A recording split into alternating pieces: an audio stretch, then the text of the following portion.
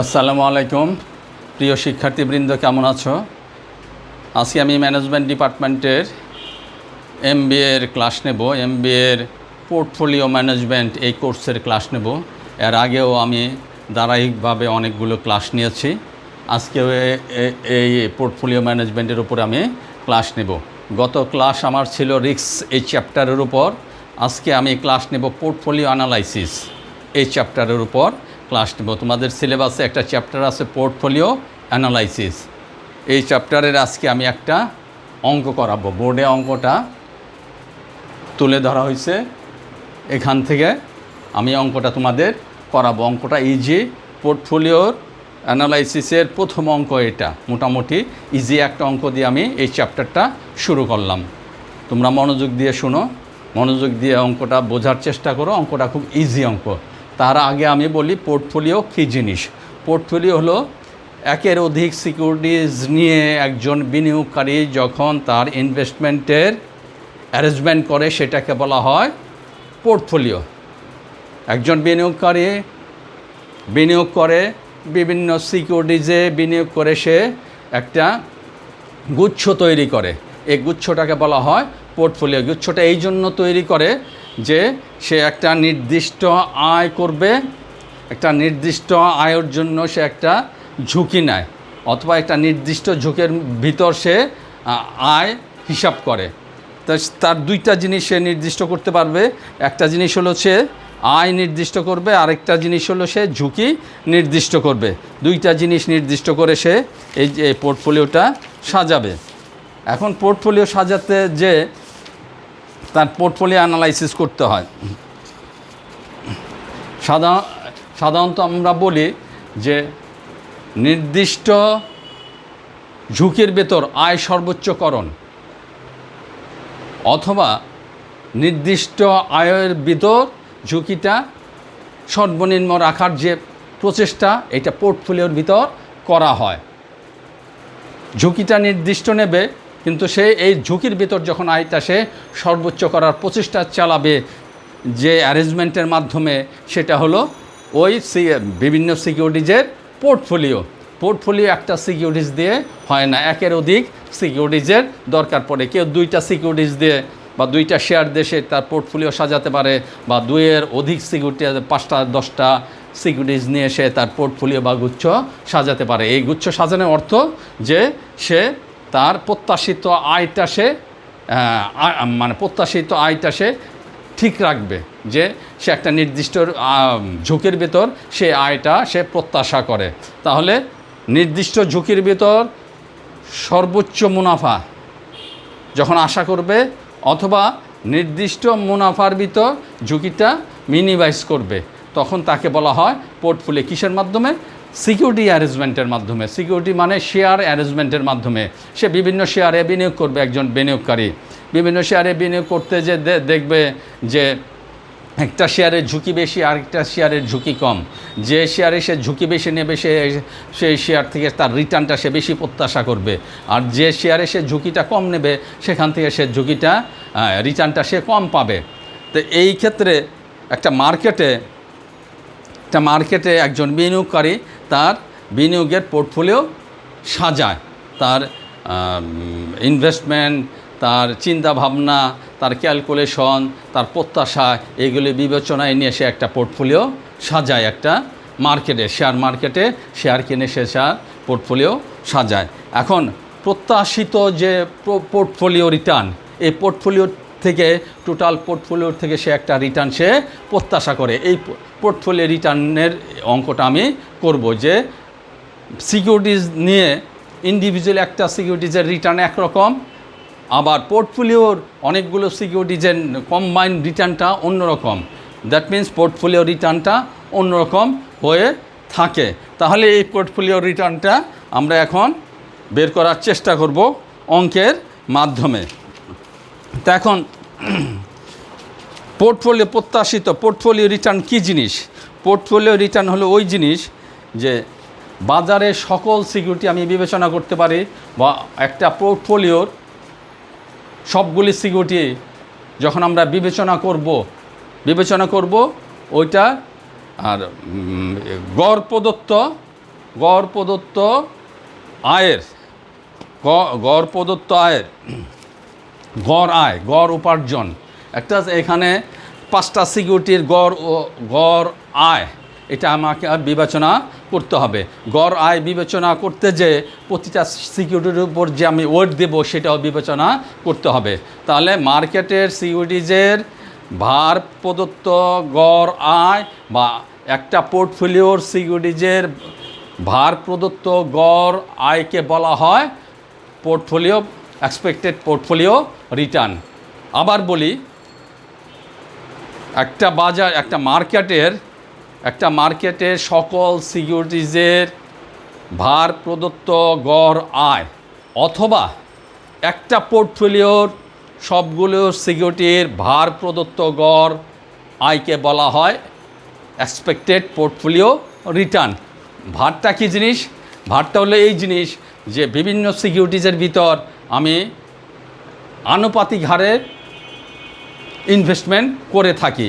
এখানে এই অঙ্কটা দেখলে তোমরা বুঝতে পারবে। আমি অঙ্কটায় যাই, তারপরে তোমরা এই জিনিসটা বিবেচনায় নিতে পারবে যে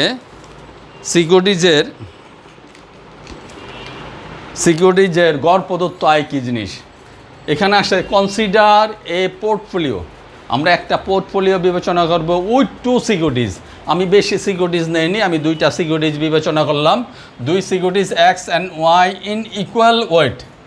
এক্স এবং ওয়াই 2টা সিকিউরিটিজে আমি ইকুয়াল ওয়েট দিলাম, মানে ইকুয়াল ইনভেস্টমেন্ট করলাম। ইকুয়াল ওয়েট মানে ভার দেওয়া মানে ইনভেস্ট করা।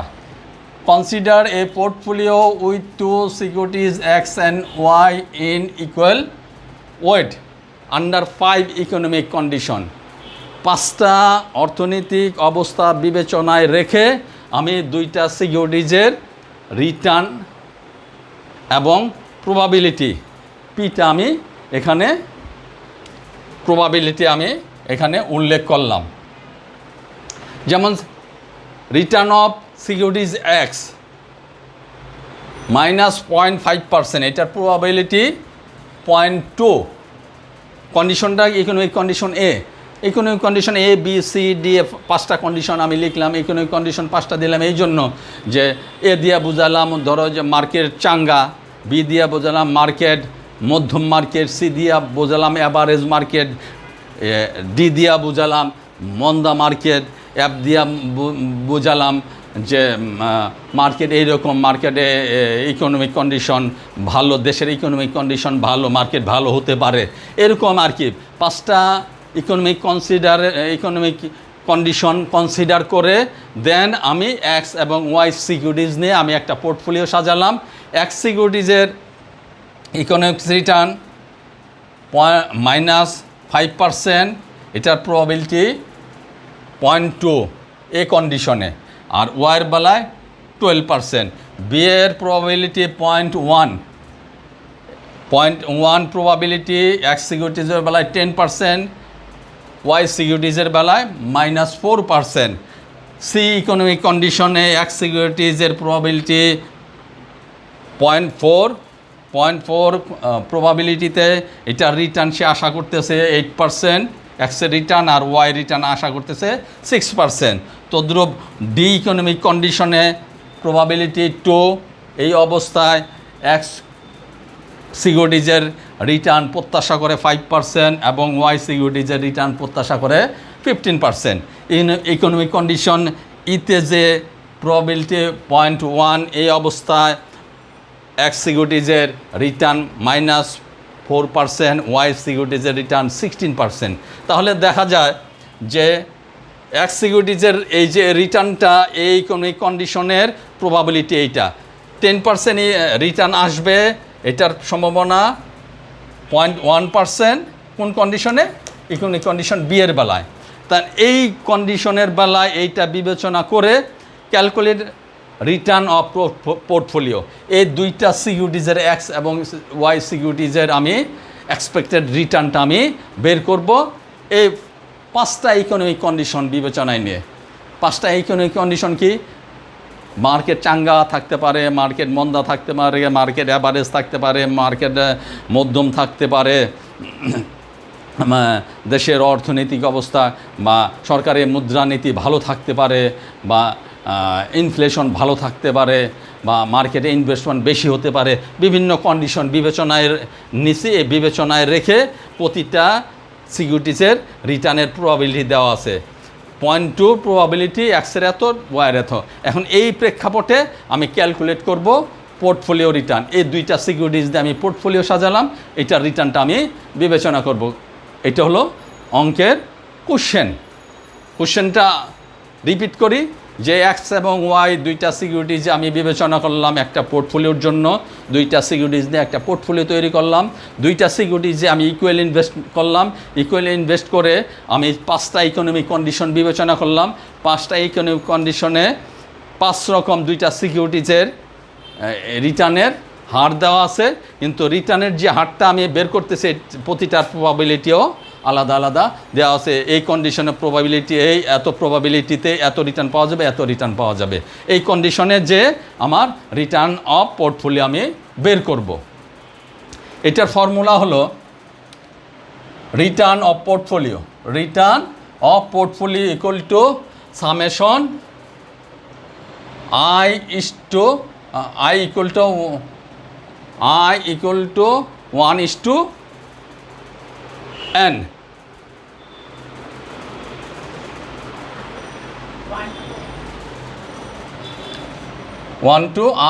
to 1 to n. That means n equal to সিকিউরিটিজের সংখ্যা, নাম্বার অফ সিকিউরিটিজে n equal to বোঝায় নাম্বার অফ সিকিউরিটি। তাহলে সামেশন আর বলতে রিটার্ন অফ সিকিউরিটি, আর ওইটার হলো probability of securities, return of securities, probability of securities, দুইটা গুণ করব প্রতিটা সিকিউরিটিজের। এরকম যতগুলি সিকিউরিটিজ আছে সবগুলি এরকমভাবে যোগ হবে। এন বলতে সিকিউরিটিজের সংখ্যা, আমার এখানে সিকিউরিটিজের সংখ্যা আছে হলো মাত্র 2টা এক্স এবং ওয়াই। তাহলে এইটাকে যদি এক্স এবং ওয়াই দুইটা সিকিউরিটিজে আমার হয়, তাহলে এটা আমি এভাবে লিখতে পারি,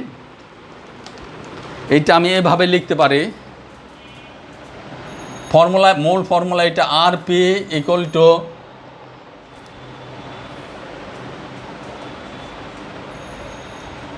আর X into P X plus R Y R P Y, এইটার summation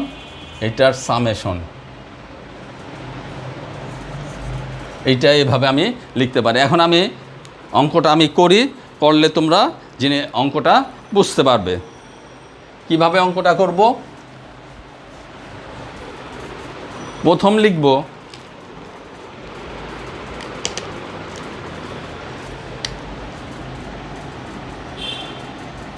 return of security x equal to return of security যে এক্সে আসবে হলো পয়েন্ট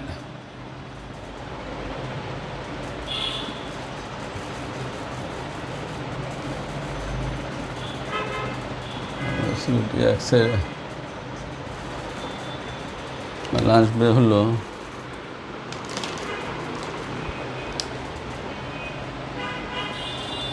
0.2 probability 0.2 গুণন 5% ইকুয়াল টু 0.5, এটা মাইনাস আছে। 0.2 ইকুয়াল টু মাইনাস 0.5 প্লাস প্রথম কন্ডিশনে, এই কন্ডিশনে বি কন্ডিশনে 0.1 গুণন 10% ইকুয়াল টু 0.1, সি ইকোনমিক কন্ডিশনে 0.4 ইকুয়াল টু 0.08, ডি ইকোনমিক কন্ডিশনে 0.2 গুণন 0.05, নেক্সট হলো প্লাস ই ইকোনমিক কন্ডিশনে 1 গুণন 0.04 এটা হলো return of securities X equal to প্রবাবিলিটিকে প্রত্যাশিত আয়ের পার্সেন্টেজ দিয়ে আমি গুণন করব প্রতিটার। এটা গুণন করলাম, পরেরটা বিয়েরটা গুণন করলাম বিয়ের কন্ডিশনে, পরেরটা সি ইকোনমিক কন্ডিশনেরটা গুণন করলাম প্রবাবিলিটির সাথে এক্সপেক্টেড রিটার্নের, সি এরটা গুণন করলাম ডি এরটা গুণন, A B C D E. এটার রেজাল্ট আসবে হলো 0.038 তাহলে প্রবাবিলিটির সাথে গুণন করব আমি। আমার সেটা ছিল ফর্মুলাটা ছিল return of portfolio equal to summation RIPI এটা হলো রিটার্ন RX, আর এটা হলো রিটার্ন RY। ঠিক আছে, return of X securities, return of Y securities. তাহলে প্রতিটার সাথে গুণন করতে হবে। গুণন করলাম প্রবাবিলিটির সাথে রিটার্নের, প্রবাবিলিটির সাথে রিটার্নের গুণন করার পর আমি সামেশন দিব, দ্যাট মিনস যোগ করব। যোগ করলে এই সিকিউরিটিজের রিটার্ন আসে 0.038। দেন আমি সিকিউরিটিজ ওয়াই বিবেচনা করব, রিটার্ন অফ সিকিউরিটি ওয়াই এটা বিবেচনা করব তদ্রূপ, আমি এটা বিবেচনা করব। এটার বেলা লিখব 0.2 গুণন প্লাস দ্বিতীয় বি কন্ডিশনে 0.1 গুণন 0.04 এর আগে মাইনাস আছে, এটা করব। তৃতীয়টায় বিবেচনা করব সি কন্ডিশনে 0.4 গুণন 0.08।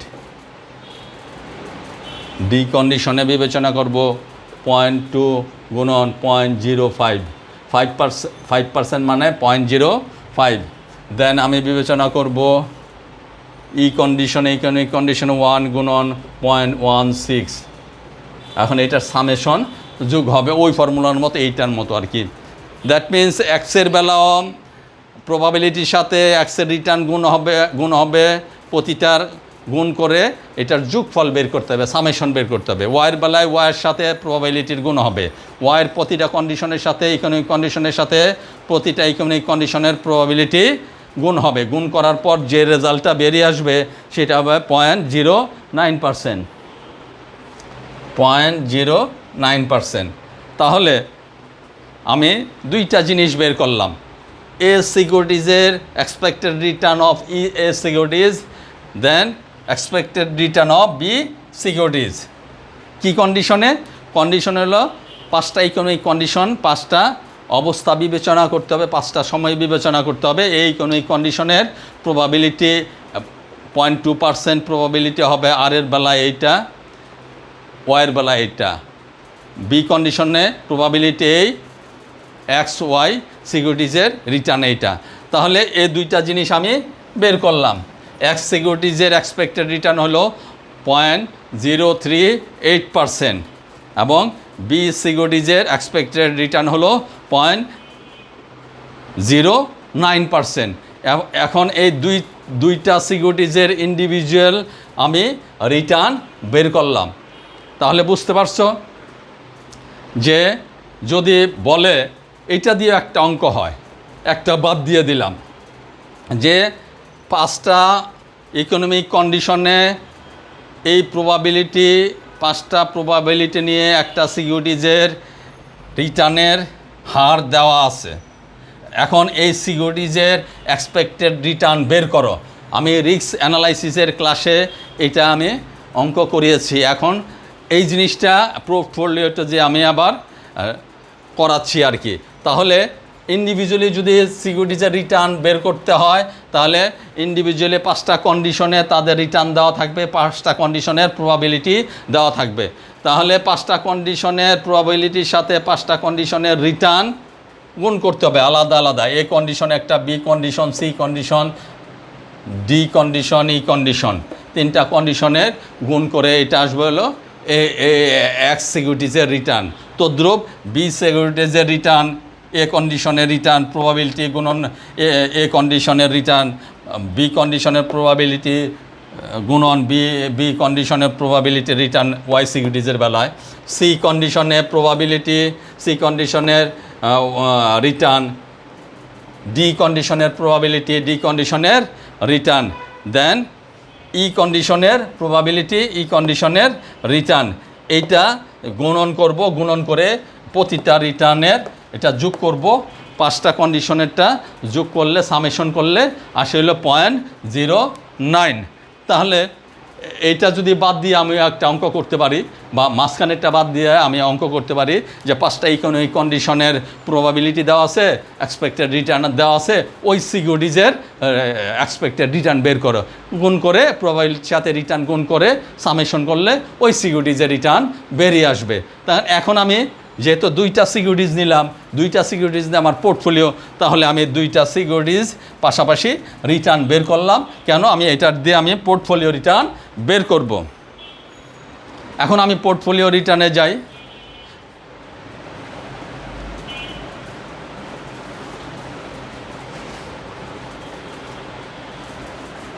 পোর্টফোলিও রিটার্নের ফর্মুলা আমি বলছিলাম RP equal to summation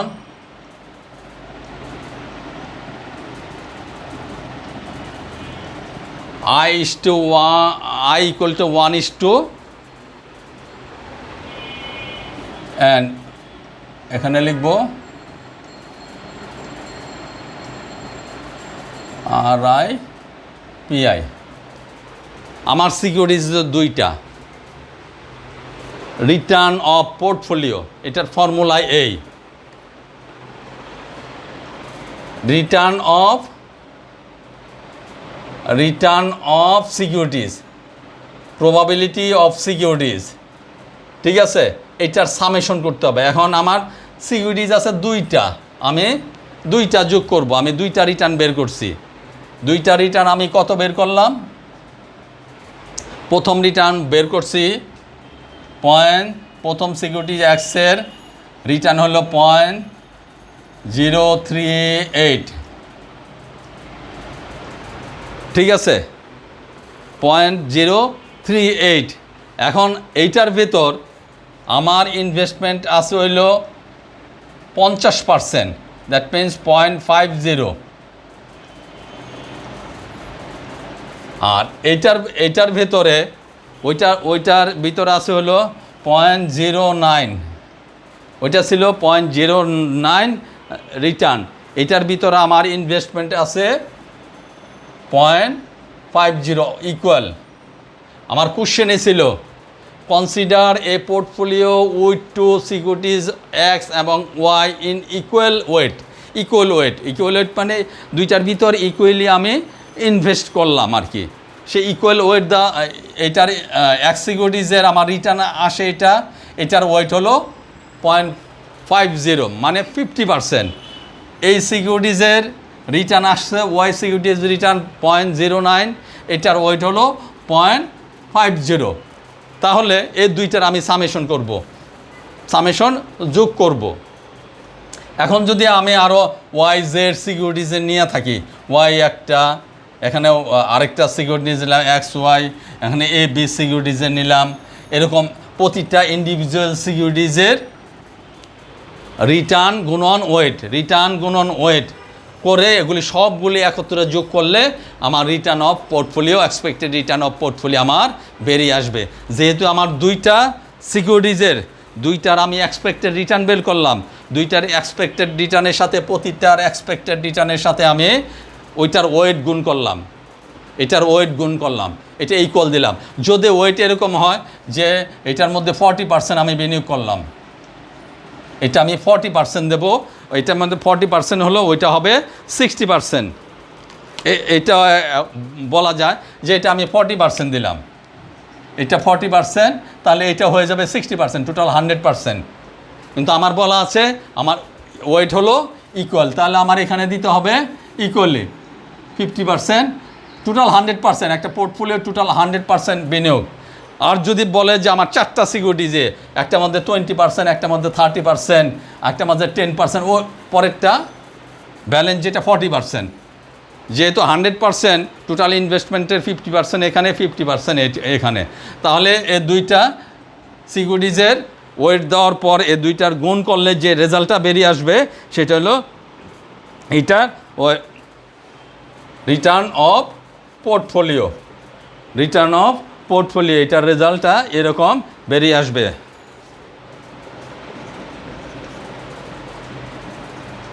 এটার রেজাল্ট আসবে হলো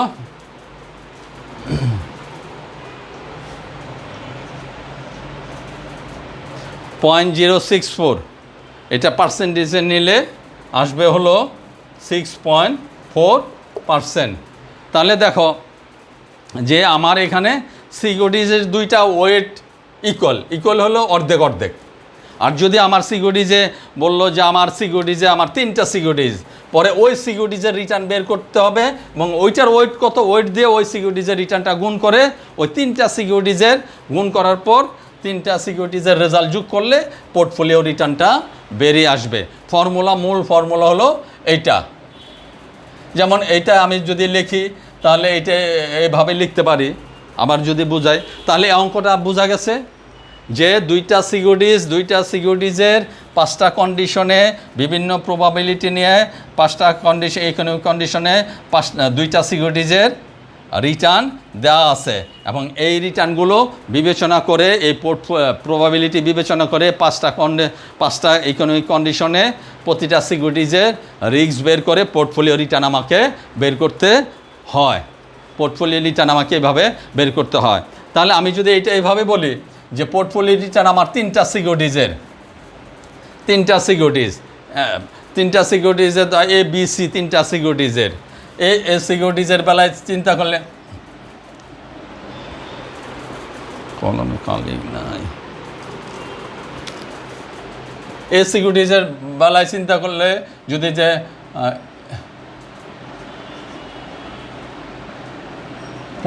গুণন করবো এই সিকিউরিটিজের রিটার্ন, এই সিকিউরিটিজের প্রবাবিলিটি প্রতিটা গুণন করে ওইটার সামেশন করব। তারপরে বি সিকিউরিটিজের সামেশন করে এইটা করব, করার পরে তারপরে বি সিকিউরিটিজের আর বি পি বি, তারপরে সি সিকিউরিটিজের আর সি পি সি। কিন্তু 3টার যদি ওয়েট দিতে বলে তাহলে এটার যে রেজাল্ট বের হবে, এটার 5টা কন্ডিশনের যে রেজাল্ট বের হবে, প্রতিটা গুণ করে যোগ করে যে রেজাল্ট বের হবে, এই রেজাল্টের সাথে ধরাম যে এটার ওয়েট হলো 20%, এইটার ভিতরে যাবে, এইটার রেজাল্ট আসলে হলো ধরলাম তাহলে 30%, এইটার ভেতরে যাবে। আর নেক্সট থাকবে তাহলে 20, 30, 50, আর থাকবে হলো 50% এটার সাথে গুণ দিতে হবে। এক্সপেক্টেড এ সিকিউরিটিজের এক্সপেক্টেড রিটার্ন বের করব, বি সিকিউরিটিজের এক্সপেক্টেড রিটার্ন বের করব, সি সিকিউরিটিজের এক্সপেক্টেড রিটার্ন বের করবে। দেন এটার সাথে এইটার ওয়েটটা গুণ দেবো। এটার ওয়েট আমি ধরলাম 20%, দ্যাট মিনস শতকরা টোটাল যদি 100% হয়, এটার মধ্যে আমার বিনিয়োগ আছে হলো 20%, মানে 0.20 এইটা। আর বি সিকিউরিটিজের বেলায় আমার ইনভেস্টমেন্ট হলো 30%, টোটাল ইনভেস্টমেন্টের 30% দিয়ে এটার এক্সপেক্টেড রিটার্নে গুণ দেবো। সি সিকিউরিটিজের বেলায় এটার সাথে গুণ দেবো হলো বাদ বাকি কত পার্সেন্ট থাকে, 50% চলে গেলে আর 50% থেকে 50% সি সিকিউরিটিজের এক্সপেক্টেড রিটার্নের সাথে গুণ দেব, যেটা বের আসবে এটা রিটার্ন অফ দ্য পোর্টফোলিও। তাহলে বোঝা গেছে যে পোর্টফোলিও যখন সাজাবো, পোর্টফোলিও সিকিউরিটিজ দিয়ে আমার পোর্টফোলিও সাজাতে হয়, সিকিউরিটি 2-এর অধিক হয়। আমি এখানে 2টা সিকিউরিটিজের বিবেচনা করলাম। সিকিউরিটিজ আরও বিবেচনা করা যায়, অনেকগুলো বিবেচনা করা যায়, কোনো সমস্যা নাই। 2টা সিকিউরিটিজে 5টা ইকোনমিক কন্ডিশনে প্রবাবিলিটি 5 রকমে আসে। 5 রকম প্রবাবিলিটি, রিটার্নের 5 রকম প্রবাবিলিটি আছে। এক সিকিউরিটিজের 5টা ইকোনমিক কন্ডিশনে 5 রকম প্রবাবিলিটি আছে। ওয়াই সিকিউরিটিজের 5 রকম রিটার্ন প্রবাবিলিটি 5 রকম আসে 5 রকম ইকোনমিক কন্ডিশনে। এই প্রেক্ষিতে আমার পোর্টফোলিও রিটার্ন 2টা সিকিউরিটিজের মিলে যে পোর্টফোলিও তৈরি হয়, এটা রিটার্নটা আমার বের করতে হবে। বের করতে হলে এক্স সিকিউরিটিজের এক্সপেক্টেড রিটার্ন বের করব, ওয়াই সিকিউরিটিজের এক্সপেক্টেড রিটার্ন বের করব। বের করার পর প্রতিটা এক্সপেক্টেড রিটার্নের সাথে ওইটার ওয়েট বা ওই সিকিউরিটিজের উপর আমি কত % বিনিয়োগ করলাম ওইটা গুণ দিয়ে, প্রতিটা গুণ দিয়ে সিকিউরিটিজ 2টা যোগ করলেই আমার পোর্টফোলিওর এক্সপেক্টেড রিটার্ন বেরিয়ে যাবে। আশা করি তোমরা এই এক্সপেক্টেড রিটার্ন অফ পোর্টফোলিও এই অঙ্কটা তোমরা বুঝতে পারছো। অঙ্কটা খুব ইজি, যদি মনোযোগ দিয়ে অঙ্কটা তোমরা করতে পারবে। অঙ্কটা বাসায় তোমরা অঙ্কটা বারবার দেখো, চেষ্টা করো, অঙ্কটা বুঝতে পারবে। পোর্টফোলিওর এই চ্যাপ্টারে আরও অঙ্ক করাবো। আশা করি সামনের ক্লাসগুলো তোমরা ফলো করবে। আজকে এ পর্যন্তই। খুদা হাফেজ।